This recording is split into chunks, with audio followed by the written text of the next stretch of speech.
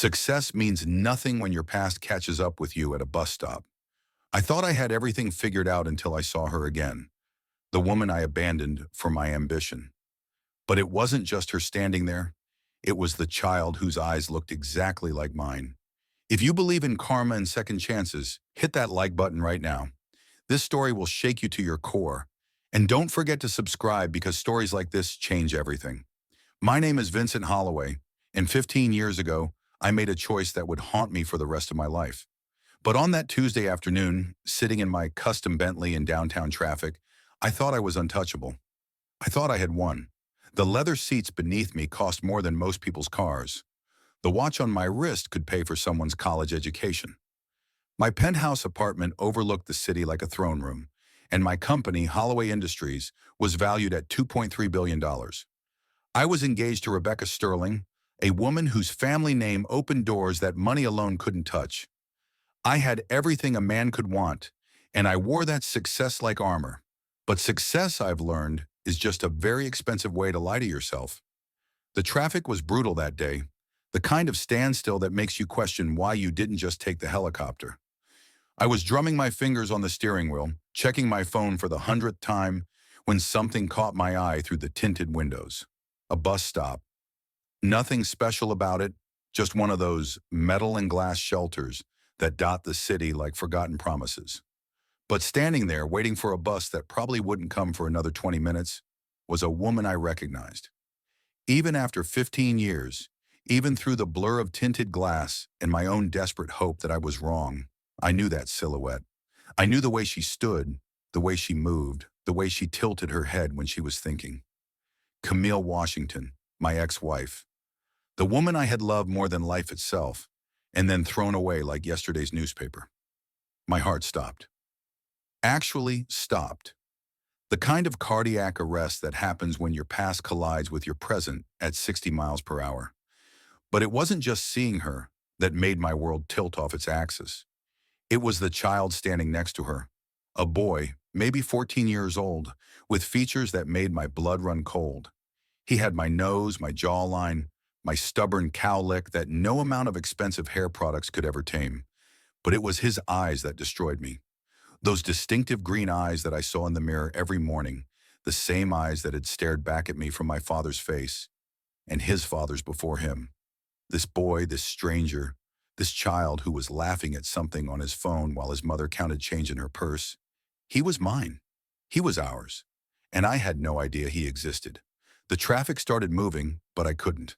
My hands were frozen on the steering wheel, my foot paralyzed on the brake. Cars honked behind me, drivers shouted obscenities, but I couldn't hear anything over the roar of my own guilt crashing down like a tidal wave. 15 years ago, Camille had been pregnant. She had told me with tears of joy in her eyes, her hands shaking as she held the positive pregnancy test. She had been so excited, so ready to start our family. And what had I done? I had panicked. I had looked at her beautiful, hopeful face and seen only complications. I had seen board meetings where old white men would whisper about my ethnic wife. I had seen business deals falling through because I didn't fit their image of success. I had chosen my company over my family. I had chosen money over love.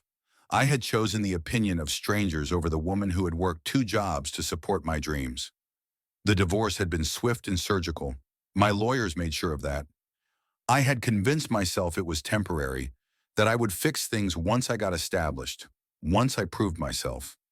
I told myself she would understand, that she would wait, that she would forgive me when I came back with enough money to make everything right.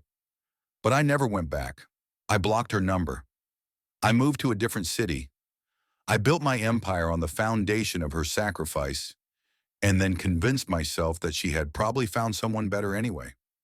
Looking at that bus stop, watching my son, adjust his worn backpack and check his phone, I realized that she had found someone better.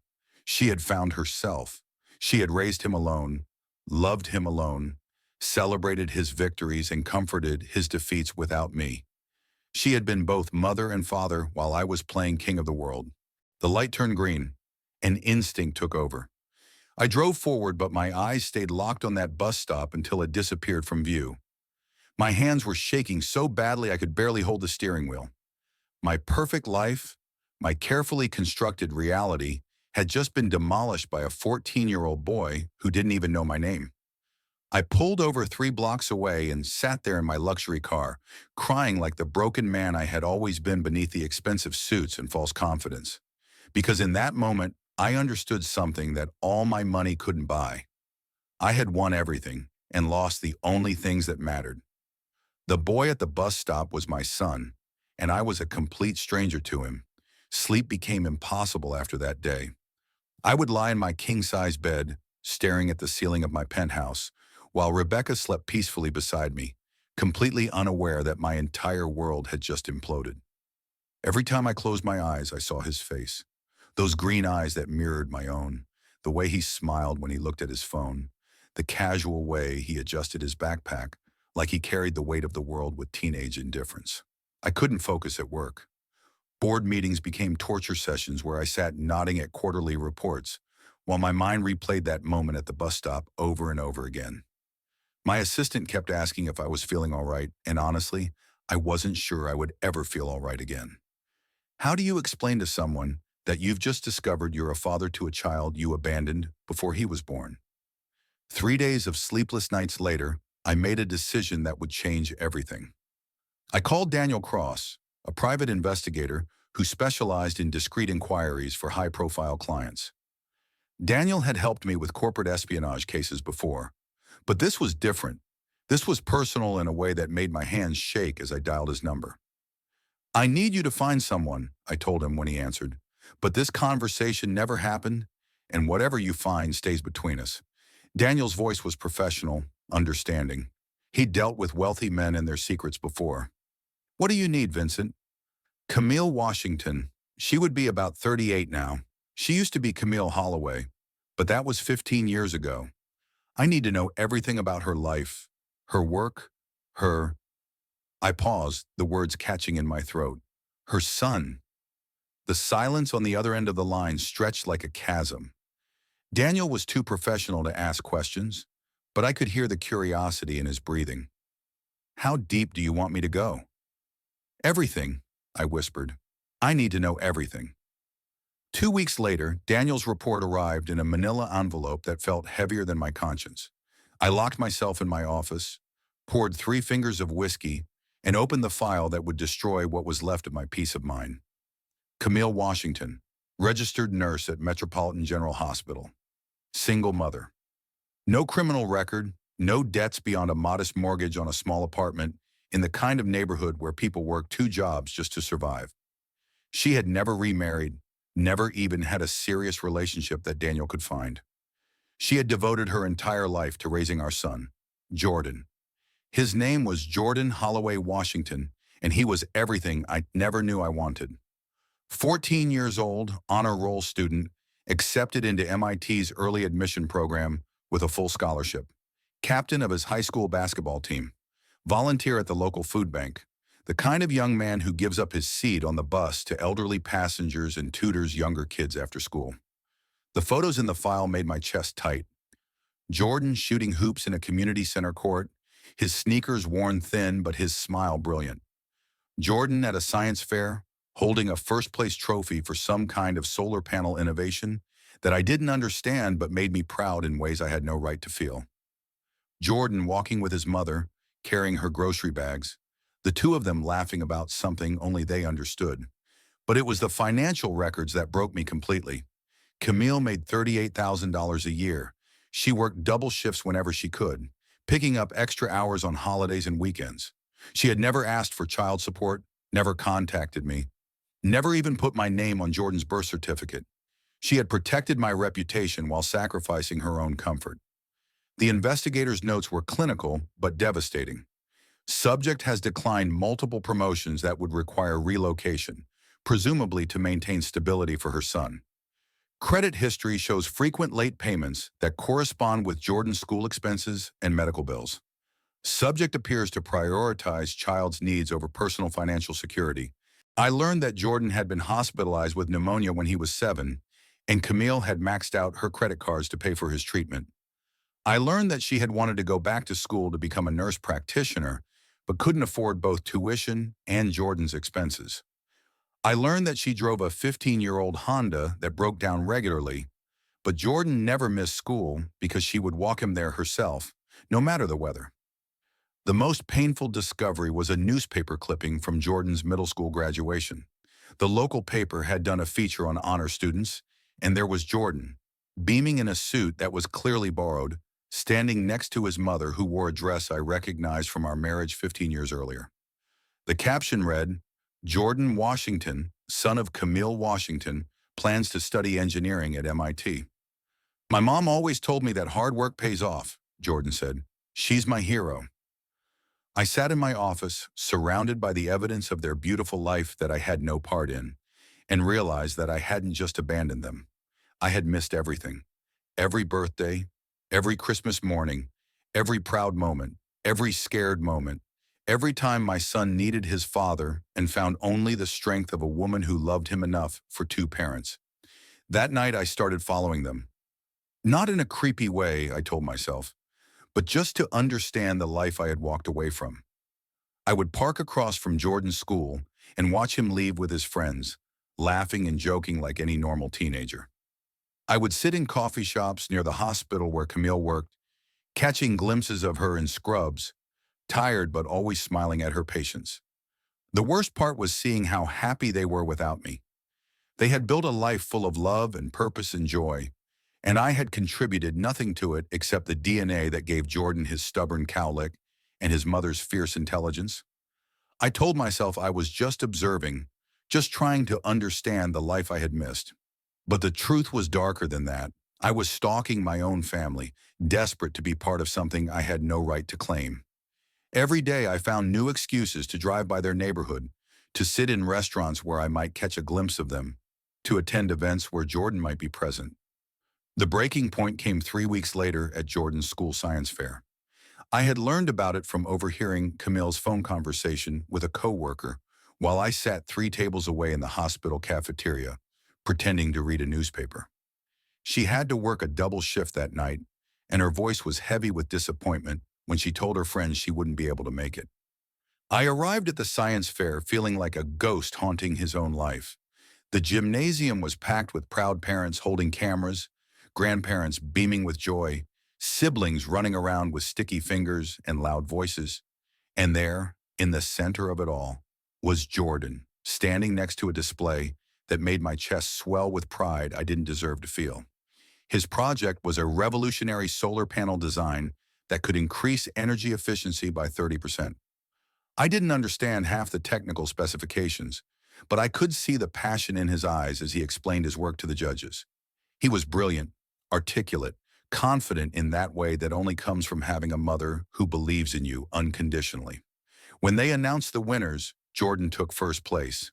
The gymnasium erupted in applause, and I found myself clapping harder than anyone, tears streaming down my face as I watched my son accept his trophy. But when Jordan looked out into the crowd, searching for his mother's face, I saw something that shattered me completely. His smile faltered for just a moment, just long enough for me to see the disappointment flash across his features when he realized she wasn't there. He recovered quickly, the way children do when they've learned not to expect too much, but I saw it. I saw the moment my son's heart broke just a little bit, and I knew it was because of choices I had made 15 years ago. I couldn't stay in that gymnasium another second. I rushed to the parking lot, sat in my Bentley, and sobbed like a child. This was my fault, all of it. Camille missing her son's greatest achievement because she was working herself to death to provide for him. Jordan standing on that stage, triumphant and alone, because his father was too much of a coward to be there. The next morning I made a decision that would change everything. I couldn't live with myself anymore. I couldn't pretend that I hadn't seen what I'd seen, that I didn't know what I knew. I had to face them, even if it destroyed me. I waited at the same bus stop where I had first seen them, my heart hammering against my ribs like a caged bird. When I saw them approaching, Camille's arm linked with Jordan's as they laughed about something on his phone, I almost lost my nerve. They looked so perfect together, so complete. Who was I to disrupt their peace? But then Camille saw me. Even from 50 feet away, I watched her entire body language change. Her laughter died, her grip on Jordan's arm tightened, and she moved slightly in front of him in a gesture that was purely protective. She had recognized me instantly, and the look in her eyes was something I'll never forget.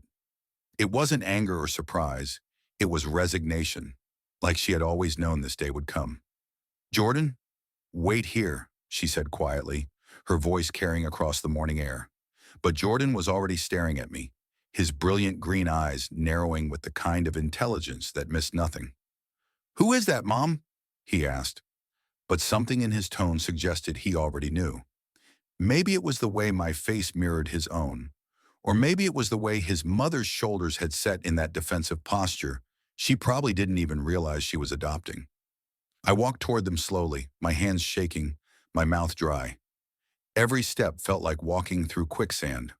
When I was close enough to see the flecks of gold in Jordan's eyes, my eyes, I stopped.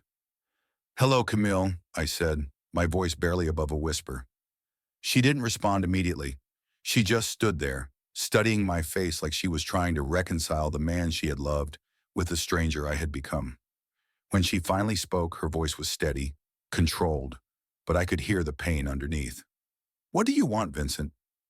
Jordan was looking between us now, and I could see the pieces clicking into place in his sharp mind. His expression was shifting from confusion to understanding to something that looked dangerously close to disgust. "You're him," Jordan said suddenly, his voice cutting through the morning air like a blade. "You're the one who left." I had prepared for this moment in my mind 1,000 times, but nothing could have prepared me for the way my son's voice sounded when he said those words. There was no curiosity, no hope, no excitement at meeting his father. There was only cold recognition and a disappointment so deep it made my knees weak. "Jordan, No," he interrupted, stepping closer to his mother. "I know exactly who you are. You're the reason Mom cries on my birthday every year. You're the reason she works double shifts and drives a car that breaks down every month. You're the reason I don't have a father." The words hit me like physical blows. Each one was true, and each one was devastating. I wanted to explain, to justify, to make them understand that I had been young and stupid and scared. But looking at my son's face, seeing the man he was becoming despite my absence, I realized that there was no explanation that would ever be enough. "You think you can just show up now?" Jordan continued, his voice getting stronger, more confident. "You think money fixes 15 years of abandonment?" I opened my mouth to speak, but no words came. Because he was right. I had thought exactly that. I had thought that my success, my wealth, my position in the world would somehow make up for the fact that I had missed his entire childhood. Camille finally spoke, her voice gentle but firm. "He doesn't need a father who's ashamed of where he comes from, Vincent. He never did." And with that, Jordan turned and walked away, leaving me standing at that bus stop with the woman I had loved and lost, feeling smaller than I had ever felt in my entire life. I drove home in complete silence, my hands gripping the steering wheel so tightly my knuckles had gone white. The penthouse felt like a mausoleum when I walked in, all marble and glass and expensive emptiness. Rebecca was in the kitchen, scrolling through her phone while sipping champagne that cost more than Camille made in a week. "There you are," she said without looking up. "We need to discuss the wedding menu. The caterer is being absolutely impossible about the caviar selection." I stared at her. This woman I was supposed to marry.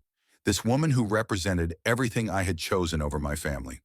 She was beautiful, connected, socially acceptable. She was everything I thought I wanted 15 years ago. And in that moment, I realized she was everything I despised about myself. "Rebecca, we need to talk," I said, my voice hollow. She finally looked up, probably hearing something in my tone that made her pause. "What's wrong? You look terrible." "I saw my son today," I said simply. The confusion on her face was immediate and complete. "Your son? Vincent, what are you talking about? You don't have children." "I do," I said, sinking into one of the leather chairs that cost more than most people's cars. "I have a 14-year-old son named Jordan. I abandoned him before he was born." Rebecca's expression shifted from confusion to something that looked like disgust. "You abandoned a child? Vincent, this is—" She paused, her social conditioning kicking in. "Well, I suppose these things happen. Boys will be boys, right? But surely you can just pay some money and make this go away. I mean, it's not like this affects us. Make it go away. Pay some money. These things happen. I looked at this woman I had planned to marry, this woman who could dismiss my son's existence like it was a minor inconvenience, and I saw myself. I saw the man I had become, the man who had looked at his pregnant wife and seen only complications. I saw the shallow, image-obsessed coward who had valued appearances over love. "Get out," I said quietly. "Excuse me. Get out of my house. We're done." Rebecca's face went through a series of expressions: shock, anger, calculation. "Vincent, you're obviously having some kind of breakdown. You can't just—" "Get out!" I shouted, my voice echoing off the walls of my empty palace. "Take your things and leave. The engagement is off." She left, taking her designer luggage and her shallow priorities with her. I sat alone in my penthouse, surrounded by the trappings of success that meant nothing, and finally understood what I had lost. It wasn't just Camille and Jordan. I had lost myself. The next 3 months were the most transformative of my life. I liquidated assets I didn't need: the yacht, the vacation homes, the art collection that impressed people who didn't matter. I set up a trust fund for Jordan's education, made sure it was completely anonymous so he couldn't reject it. I funded improvements to their neighborhood school, started a scholarship program for single mothers, began supporting the community center where Jordan played basketball.